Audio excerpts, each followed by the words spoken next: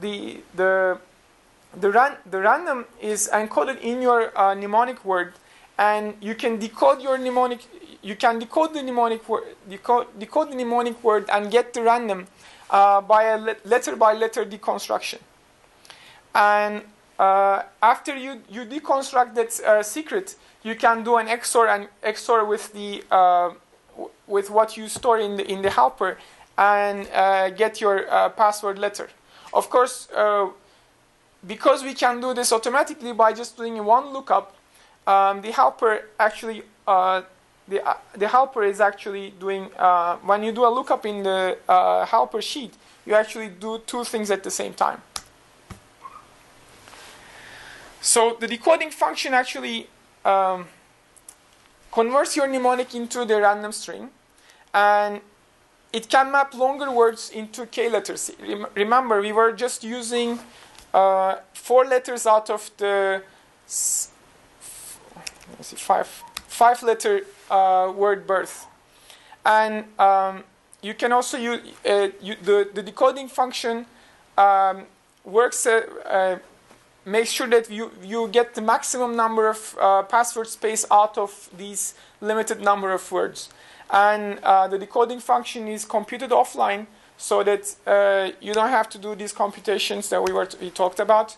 And while constructing the decoding function, we do a heuristic search. The details of this decoding function you can find in the paper, so I'm not going to go too much detail of it.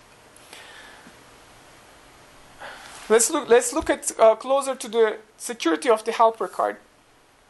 So we analyze the security of the helper card by looking at 2 different types of adversaries. The first adversary is the adversary that would do a brute force or attack or a dictionary attack. So we know that this adversary has the password file. So because our passwords are random, because they were generated by a random password generator, this adversary has no luck. They have to go through all 94 to the 8 probable passwords. They will probably be able to do it with half of it, but this is the password space that they are dealing with.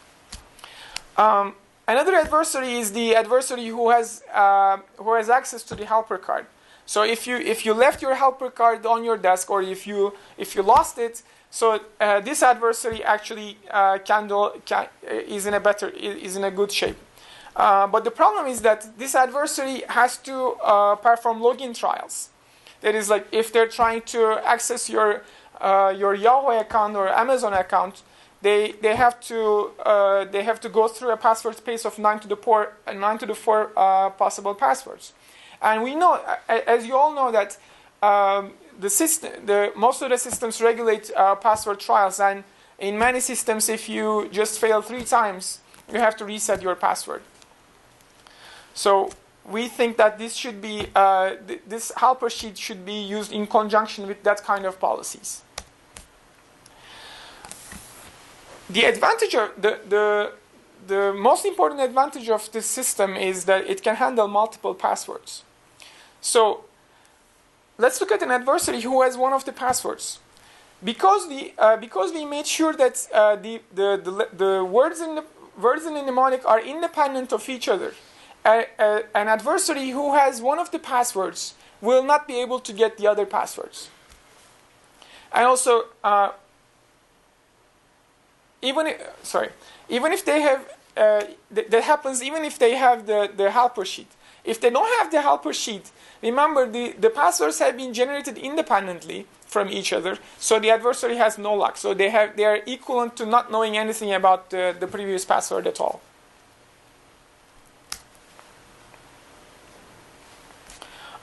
We use a similar mnemonic generation as the previous system, and but what we do differently is that we make sure that the probability of a word given the previous word is the same as the probability of that word by itself. So this makes sure that if an adversary gets hold of one of your mnemonic words, they will have no clue about the next mnemonic word. which will provide the security of the password encoded by that mnemonic word. As a conclusion, we think that the people are good in keeping their the piece of paper secure, and we know that many of the users, a lot of users, already use mnemonics. I have presented you two systems for using mnemonics to help to make the password authentication more usable. And the second one was a first step for using mnemonics for multiple passwords. And the systems that we propose combine good security with good usability. And a very important advantage of the system that we proposed was that it enables periodic password changes, because remember, the mnemonic sentences are chosen independently from the passwords. So what you have to do to change your password is just to print a new helper sheet. So you can actually change your passwords every day if you want to. And now you can if in many practical systems you have to actually share your passwords.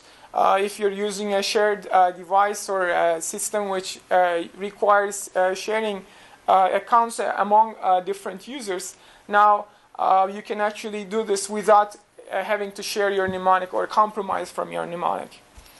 And if our users make use of the helper sheet, they can easily recall their rarely used passwords, because now the rarely used passwords are tied with the frequently used passwords, and they can easily remember, because they can easily remember their mnemonic, they can just look it up in their helper and get the rarely used passwords. A related work, another related work will appear in Unix 2007. The title is going to be Authentication in Constrained Environments. So the problem that we're dealing with in that case is can you log in using your iPod or your GameCube? We know that these devices do not have a keyboard and they have very limited input capabilities. And also in cases where people are suffering from permanent or temporary disabilities, like a broken arm or a broken wrist, they might be limited to a binary switch. So how can you authenticate a user by just using binary input? Can you remember a very long binary sequence? Or how can you use that input for authentication with truly random passwords? Thank you. This is going to be the end of my talk. We have just a little bit of time for a question or two. Anybody? Yes. You talked about different kind of attacks and user behavior a lot. Have you come up with any framework, any construct which relates, for example, the success rate of the attack and the user's behavior? For example, these users change this kind of password, this is the hit rate for the attack, and this is the construct. They fall in this category. Have you done such a thing? Any regression analysis, any modeling? Unfortunately, we didn't do that kind of user studies, but there is a huge literature about this kind of work. So what people do is they actually do controlled tests. For instance, one experiment by Jan and others was that they took 400 subjects, 400 users, and they gave different guidelines to create their passwords.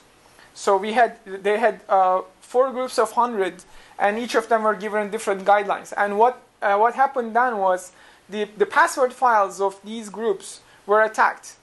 And they were able to find out the characteristics of these different types